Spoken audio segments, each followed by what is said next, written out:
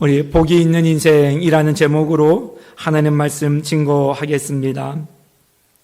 오늘 말씀은 예수님의 말씀의 정수라고 불려지는 상상순의 말씀입니다. 주님께서 이 말씀을 왜 하셨는지, 그리고 누구에게 했는지 우리 먼저 그거를 좀 생각해 보고자 합니다. 오늘 말씀 1절에 보니까요, 예수께서 무리를 보시고 산에 올라 앉으시니 제자들이 나아온지라. 마태복음 4장 후반절에 보면요, 5장이 넘어서기 전에 예수님의 정황을 소개해 주고 있는데요, 예수님께서 3대 사역이라고 하는 복음을 선포하시고 말씀을 가르치시고 그리고 모든 연약함과 병자들을 고치시더라. 가르치고 선포하고 치유케 하시는 사역, 회복케 하시는 사역이 예수님의 3대 사역임을 말씀해 주고 있는데, 그 사역들로 예수님께서 너무 분주하신 거예요.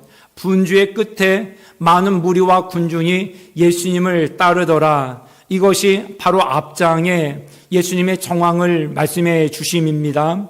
그 말씀 가운데서 오늘 5장 1절에 예수께서 무리를 보시고 산에 올라 앉으시니 제자들이 나아온지라. 아마 이 말씀은 따르는 무리들 중에 그 중에서도 예수님께 조금 더 한 발자국 나아오는 제자 그룹을 향하여서 하신 말씀이 아니겠는가. 왜냐하면 오늘도 이 말씀이 우리 성도님들 가운데는 여러 번 반복되어져 읽고 듣고 말씀으로도 들었던 말씀일 거예요. 그럼에도 불구하고 우리에게 익숙하지 않아요. 복을 말씀을 하시는데 이게 무슨 입장에 어떤 근거에서 복이지? 라고 생각하기가 쉬운 게, 우리가 생각하는 복과는 너무 달라요. 너무 결이 달라요. 그래서 그냥 단순히 따르는 무리들에게 이 말씀을 전하신 것만으로는 제자들이 언뜻 알아듣기 곤란했을 것이다. 그래서 그간의 가르치심을 전제로 조금 더 예수님을 닮아가기를 힘쓰는 그분의 제자가 되기를 원했던, 그래서 한 발자국 무리에 앞서 나왔던 이들에게 주님께서 별도의 특별한 가르침으로 이 팔복에 대하여 말씀을 전해주신 것이 아닌가. 그래서 오늘 이 말씀을 들을 때에 우리 입장을 취하는 것도 전 중요하다고 생각되어집니다. 우리가 예수님을 따르는 무리와 군중, 그거를 저는 팬으로 말씀을 드리고 싶어요. 예수님의 팬인가? 예수님의 제자인가? 예수님의 팬 입장에서 따르는 무리와 군중이라고 한다면 우리도 우리가 원하는 복을 붙잡고 예수님을 따르게 될 거예요. 팬들은 그의 가르침이 별 중요하지 않아요. 내가 따르는 내 뜻과 내 필요 조건을 충족시키기 위해서 따르는 게 거의 대부분의 목적이거든요. 당신의 뜻이 무엇입니까? 라고 물을 상황이 되어지려면 최소한 제자가 되겠다라고 하는 결단이 있어야 되는 거예요. 그래서 우리가 예수님을 따를 때에 팬처럼 멀리 서서 군중으로 따를 것이냐, 그러면 주님은 그들에게 하실 말씀이 따로 있으시고, 아니면 한 발자국 조금 더 나아가서 제자됨으로 주님을 따를 것이냐, 그러면 제자 되겠다 하는 이들에게 하시는 말씀이 따로 있으실 것이라는 것이거든요. 그러면 저희가 팬이 되겠느냐, 제자가 되겠느냐, 선택 여하에 따라서 하나님의 우리에 주시는 말씀의 정도가 다를 수밖에 없다.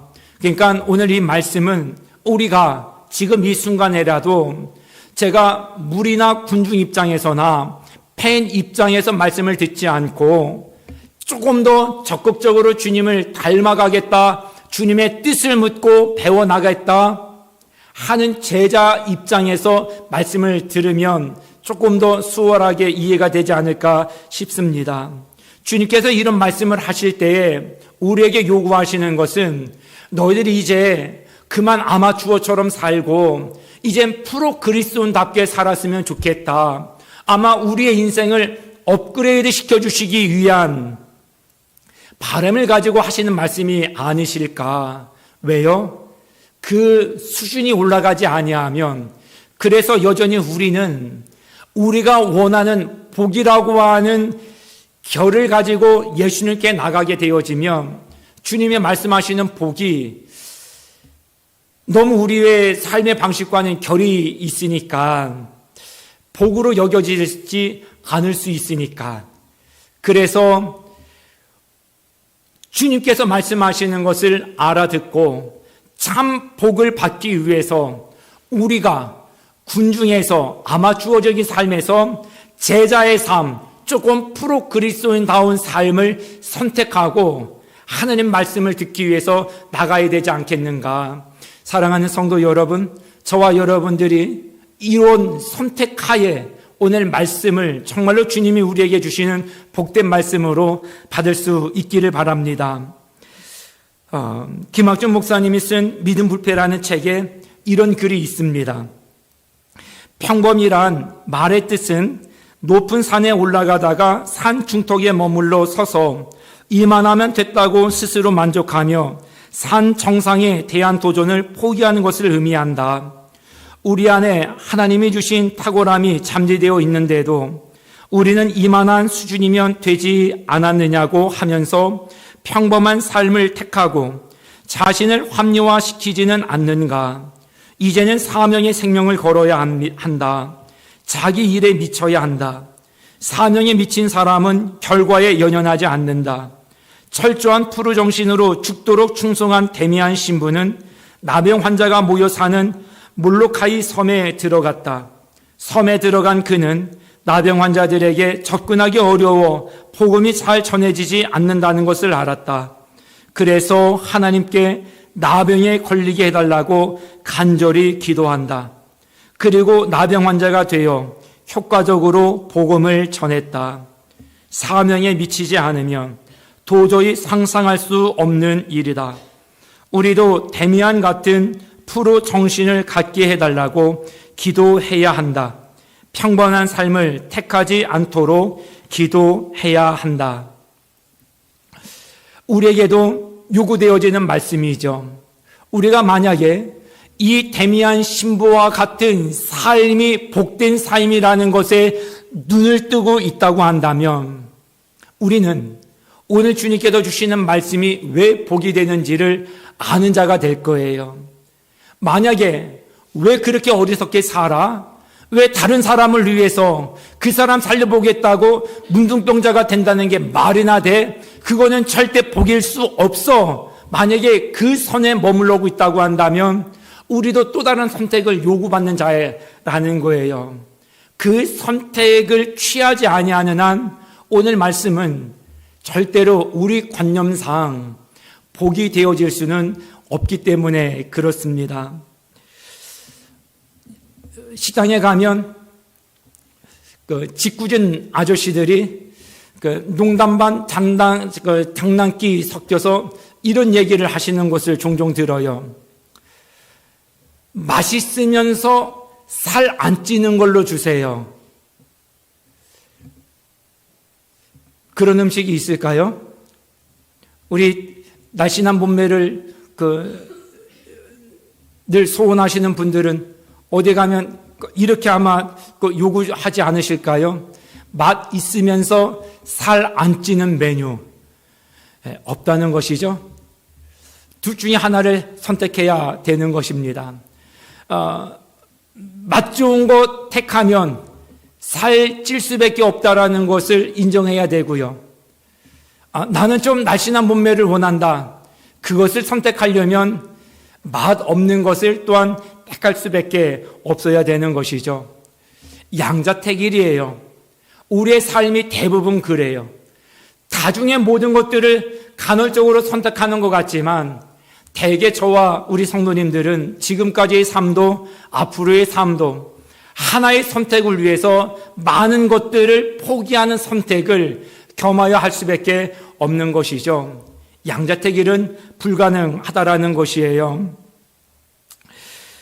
조엘 오스틴의 행복의 힘이라는 책에 이런 글이 있어요. 두 친구가 신문을 사려고 한 가게에 들르는 거예요. 그런데 그 신문을 파는 점원이 분칠절해요. 항상 그래요. 그 두 친구가 그날도 이르렀어요. 딱 신문을 사 들고 그 과정을 겪으면서 나오는데 한 친구는 또 여지없이 오늘도 좋은 하루 되십시오 하고 그 불친절한 그 직원에게 상냥하게 온화하게 인사를 건네고 나오는 거예요. 함께 있었던 동료가 영 이해가 되지 않아서 물어요. 저 친구가 그렇게 무례하고 불쾌하게 만드는데 자네는 왜 그렇게 한결같이 친절하고 관대하게 대해주느냐? 이 친구가 이렇게 답을 해요.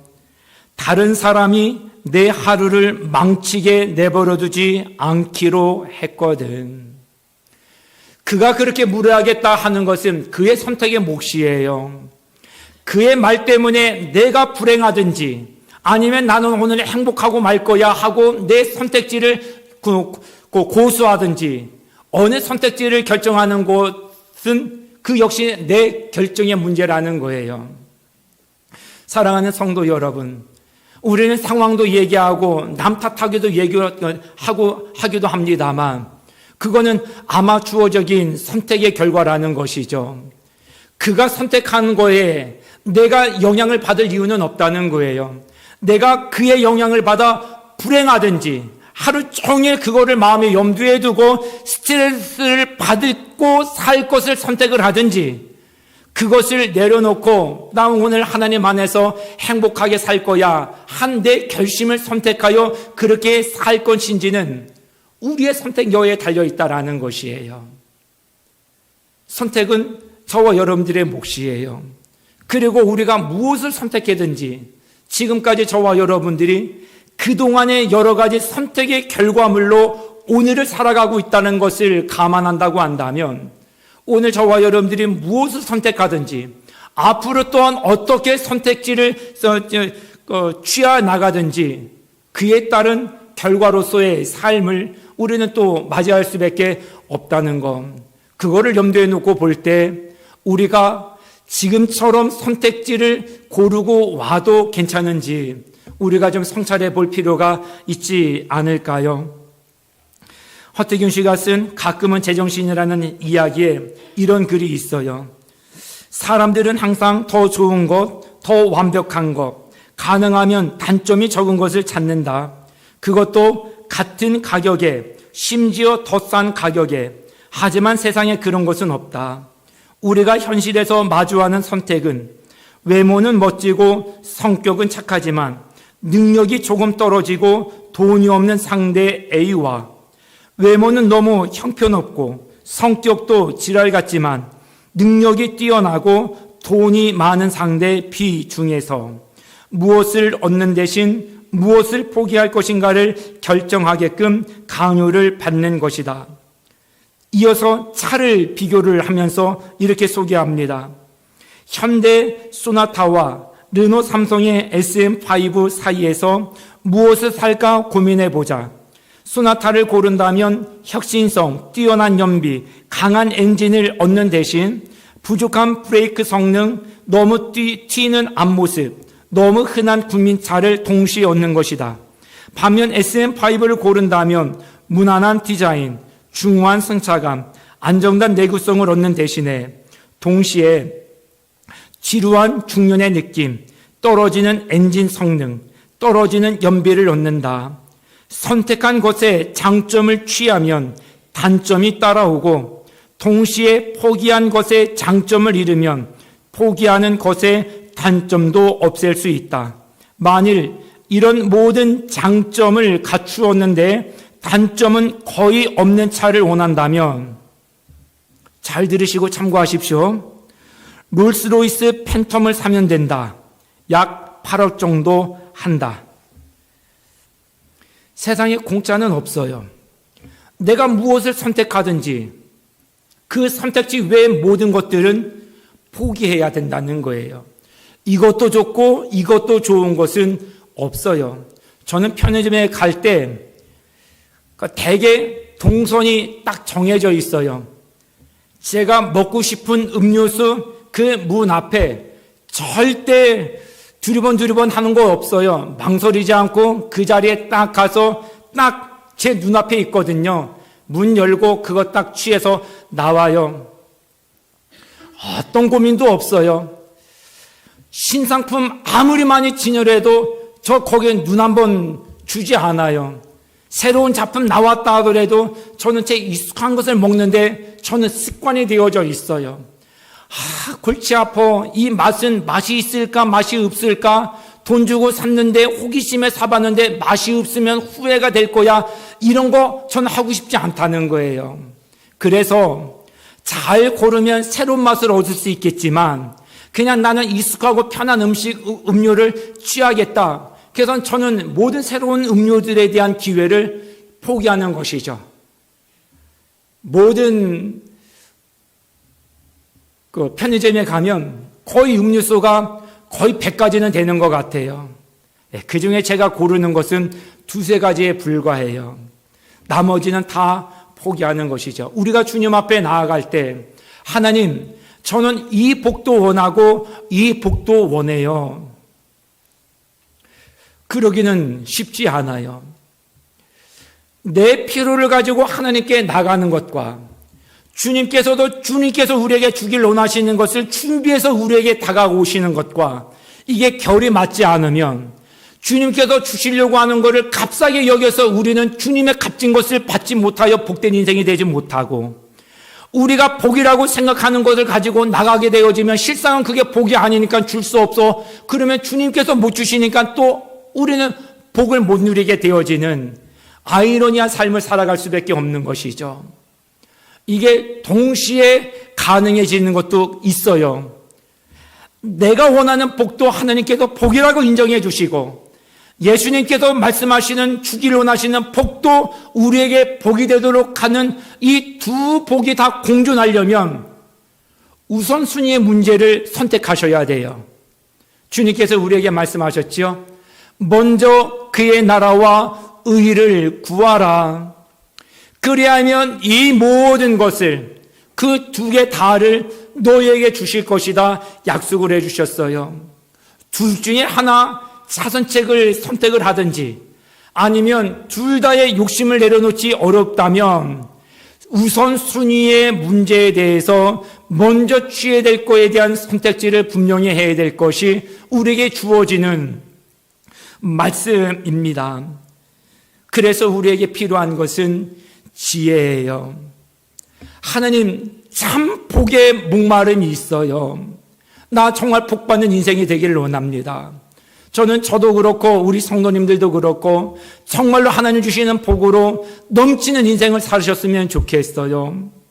그런데 지혜롭지 못하면 이 복된 인생을 살아가기도 어려운 일이 지혜는 우리의 선택에 결정적인 영향을 끼치기 때문에 그래요. 우리가 지혜롭지 못하면 진짜 복을 위한 선택지를 놓치기가 쉬워요. 우리가 정말 지혜로우면 무엇이 복인지 볼 수 있기 때문에 아무거나 선택지로 삼지 않을 수 있게 되는 것이죠. 우리의 뇌가 건강하기 위해서 자꾸 단순해지고 싶어 한다고 그래요. 그래서 일정 부분 처음에는 생각하고 고민하고 갈등하게 만들어서 어느 한 선택지에 익숙해지도록 그거를 이제 세팅해 나간다는 거예요. 그러면 생각하고 심사숙고해서 결정을 했던 것들을 몇 번의 반복을 통하여 습관이 되게 한다는 거예요. 그럼 생각 없이 하게 되어져요. 담배와 술이 우리에게 주는 보상 심리가 있대요. 그래서 그것을 할까 말까 끊을까 말까 늘 고민을 하지만 결국은 우리의 보상을 위한 차원에서 그 선택지를 내려놓지 못한다는. 저도 커피를 좋아하고 우리 성도님들 중에도 커피를 좋아하시는 분들이 좀 많이 계실 거예요. 전 이상하게 징크스라고 해야 될까요? 일부 예배 전에 커피 한 모금을 입에 물지 않고 올라오면 마치 뭔가를 하고 올라와야 되는데 안 하고 온 것 같은 느낌이 들어요. 그래서 어떨 때는 예배 마치고 가서 이 2부 예배 전에 꼭 커피를 꼭 마시거든요. 그런데 1부 예배 때는 괜히 이제 입에 뭐 단기가 있으면 자꾸 이제 침이 생기기 위해서 예배 인도하는데 좀 어려움이 있다 싶으면 고민이 되고 하는 것은 사실인데요. 처음과 같지 않고요. 지금은 거의 생각 없이 일부 예배 마치면 지하로 가요. 커피 한 모금 먹고 올라와요. 별 고민이 없어요. 별 갈등이 없어요.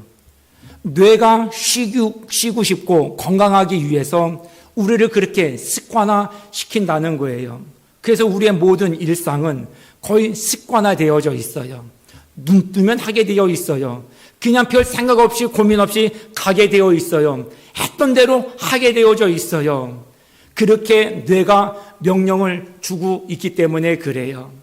우리가 하나님 말씀을 듣는데도 그래요. 잠언 12도 읽을 때 어느 분이 저한테 그런 말씀을 하셨어요. 목사님, 성경을 읽을 때는 이거 12번까지 읽어야 되겠는가 싶었는데 읽다 보니까 읽는 것이 습관이 되어져 가는 것 같아서 너무 좋습니다.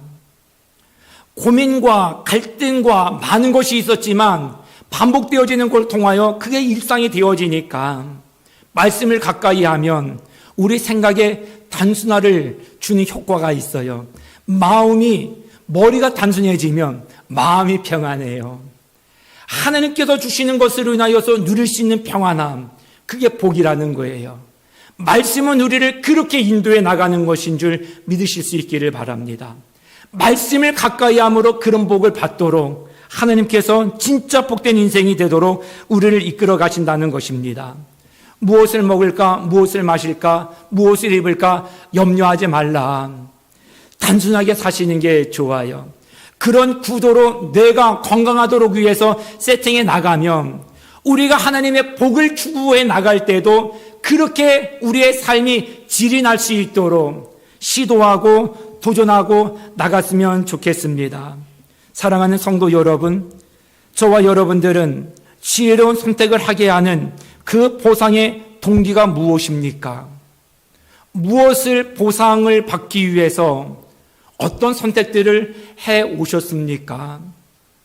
여러분들이 만약에 그것이 습관화되어져서 별 고민 없이도 그것이 죄인지도 그것이 악인지도 구별하지 못하고 하는 것이 있다고 그런다고 한다면 우리 조금 힘들어도 진짜 참 복을 위하여서 우리의 선택지를 한번 바꿔보는, 좀 힘들긴 하겠지만 새로운 결단을 한번 해보시면 어떨까요? 우리가 지금 하고 있었던 모든 익숙한 것들은 사실상 고민 끝에 만들어진 선택지였거든요. 처음부터 누가 나쁜 거에 손을 대겠어요? 이거를 대면 아내가 싫어할 텐데, 남편이 싫어할 텐데, 가족들이 싫어할 텐데, 하나님이 싫어할 텐데, 고민하다가 한두 번 하니까 그래도 괜찮네? 그러다가 고민 없이 지금까지 해오신 거잖아요. 하나님의 말씀대로 사는 일도 그래요. 엄청 고민될 수 있어요. 갈등될 수 있어요. 그런데 오래지 아니하여서 또 다른 거룩한 경건의 우리의 일상 습관이 될 수 있다는 거예요. 그 일에 도전해 볼 수 있기를 바랍니다. 오늘 말씀 가운데 11절 보니까요. 나로 말미암아 너희를 욕하고 박해하고 거짓으로 너희를 거슬러 모든 악한 말을 할 때에는 너희에게 복이 있나니. 참 이해가 안 가요. 예수님 때문에 욕먹고 박해를 받고 모든 악한 말로 인하여서 우리가 공격을 당하는데 그럴 때 복이 있대요. 우리는 이러지 않을 때 복이 있다고 생각을 하는데, 그리고 그렇지 않은 삶을 하나님 그게 복이니까 복 주세요 하고 나가는데 주님은 그럴 때 너희에게 복이 있다는 거예요. 그 복이 있는 거니까 기뻐하고 즐거워하라. 하늘에서 너희 상이 큼이라. 너희 이전에 있었던 모든 선지자들도 이같이 박해를 받았느니라. 아무리 생각해도 이게 무슨 복이라고 말씀을 하시는 건가 싶은 생각이 드는데요. 히브리서 11장에요. 모세와 관련돼서 이렇게 소개해주고 있어요. 백성과 고난받기를 즐겨했다. 모세가 왕궁에 있었어요. 얼마나 화스럽고 부귀영화, 모든 총기, 모든 게 다 한 몸에 부여받을 수 있는 상황이잖아요. 이거를 다 내팽개치고 백성들과 고난받기를 택했다라는 거예요. 어리석은 사람 아냐? 우린 지금 그거 얻지 못해서 이렇게 안달인데 하느님께서 덤으로 주신 그 엄청난 것들을 다 포기하고 고난을 선택했다고? 우리가 언뜻 볼 때에는 이거는 지혜로운 선택이 아니라 미련해 보이는 거예요. 그런데 성경은 모세의 이 선택이 참 복된 선택이라고 말씀해 주고 있어요. 모세가 그렇게 선택한 이유를 이렇게 말씀해 주고 있어요. 이는 상 주심을 바라봄이라. 우리가 이 땅의 것에만 기준을 두고 복의 기준을 정한다고 한다면 모세의 선택지는 이건 최악이에요. 이건 정말 최상의 복이 아니라 최악의 조건이에요. 근데 그것을 자발적으로 선택을 했대요. 주님의 상 주심을 믿고 바라보았기 때문에. 땅을 바라보고 사는 우리가 땅만 바라보면 구할 것은 땅의 것밖에 없지요. 근데 아십니까? 땅의 것은 아무리 얻어도 싸가지고 하느님 앞에 갈 수 있는 것이 아무것도 없어요. 오직 하나, 주님을 기쁘시게 하고 주님을 행복하게 하고 주님께 소망을 두고 진리로 우리의 말씀을 순종하여 살았던 그 세월의 기간만큼이나 그것만 가지고 하나님 앞에 나아가서 죽은 이후에 평가를 받게 되어 있다라는 거예요. 그 평가를 앞두고 있는 우리가 평가와 무관하게 그냥 이 땅의 것만을 위해서 이 땅의 것이 모든 복의 정점이다라고 생각을 하고 그 복만을 놓고 기도하고 추구하고 나가게 되어지면 종국적으로 모든 것들이 다 썩어질 때 우리도 썩어질 인생이 될 수밖에 없게 된다는 것이에요. 사랑하는 성도 여러분, 오늘 주신 말씀의 팔복은 우리가 익히 잘 알고 있는 말씀인데요. 그 산상수훈에 담겨있는 팔복의 공통적인 특징이 있어요. 그것은 다 우리 내면의 마음의 복을 말씀하고 있다라는 거예요. 우리는 우리의 마음보다 더 중요한 게 우리가 얼마나 많이 소유하고 있나, 그래서 많은 사람들이 보여주고 만져주고 누리고 할 수 있는 복을 위해서 예수님께 나아갔는데 주님은 우리에게 마음의 복을 약속하시고 그 마음을 주시겠다는 거예요. 제가 종종 성도님들, 저는 너무너무 행복합니다. 우리 가정은 그 스위트홈 천국과 같이 너무 기쁘고 감사가 넘칩니다. 우리 종종 말씀을 드릴 때요, 제가 50평 아파트를 얻었기 때문도 정말로 8억 되어지는 롤스로이스 팬텀차를 제가 끌고 다니기 시작했기 때문도 제가 다른 모든 것들과 다 비교해서 어마무시한 많은 재력가가 됐다라는 전제로도 말씀드리는 게 아니에요. 저는 그런 것들로 비하면 저는 복이 없는 인생이에요. 50여 년 이렇게 살아갔고 저 통장에 잔고가 없거든요. 저는 그냥 제가 잘못되면 저희 아내하고 저희 아이들 그냥 다 길바닥에 내앉을 수밖에 없는 그런 상황이고 처지예요. 저는 그런데 그냥 하나님께 감사하고 행복해요. 저는 저희 가정에 주시는 하나님의 평안과 기쁨과 행복과 웃음, 멈추지 아니하는 모든 웃음소리가 그냥 하나님께 감사하게만 해요. 이런 복은 마음의 주님께서 주기를 원하시는 복에 제가 조금이나마 눈을 뜨고 하나님께서 주시는 것을 감사함으로 받은 결과예요. 저는 하나님을 바라보고 살 겁니다. 하늘나라에 소망을 두고 살 거예요. 고난이 축복이라는 것이 왜 그렇게 믿음의 선진들은 얘기할 수밖에 없는지 저도 그런 사람을 살고 싶어요. 고난을 선택하는 게 복이라고요? 예, 저는 그게 복이라는 걸 믿어요. 복을 주시는 하느님을 더 크게 여기면 주님께서 주시는 복이 어떠하든지 간에 저는 행복한 자로 살아갈 수 있고, 우리 성도님들도 그런 삶을 살아가실 수 있으십니다. 천국을 원하십니까? 천국을 잃고라도 여러분들은 누구에게 열등감에 치인다든지 아니면 우월감에 사로잡힌다든지 하는 삶을 선택지로 택하시겠습니까? 한국교회 기복주의의 위험성은 우리가 익히 잘 알고 있는 부분이에요. 그 패단 중에 무엇이 우리 가운데 도사리고 있느냐 하면, 하나님 저 복 주세요. 그래서 저 사람 코를 납작하게 하고 저 사람에게 기죽지 않게 해주세요. 이기기 위해서 복을 추구해요. 그래서 하나님 복을 주시잖아요. 나 이런 차 끌고 다니는 사람이야, 나 이런 아파트에 사는 사람이야. 그거는 진정한 복이 아니에요. 반대로 남들이 갖지 못하는 것을 갖고 있는 것을 못 가지면 항상 열등감에 치여 있어요. 중력들고 비교의식에 사로잡혀서 나는 늘 불행한 거예요. 원망스럽고 불평스럽고, 뭐야, 난 이렇게 저들보다도 더 열심히 하나님을 믿었는데 왜 내 인생은 이래? 기복주의에 심취해 있으면 복을 받으면 우월감에 교만한 사람이 되고요, 사람을 우습게 여겨요. 기복주의에 심취하면 남들만큼 못 받잖아요. 열등감에 늘 괴로워해요. 주신 복을 못 봐요.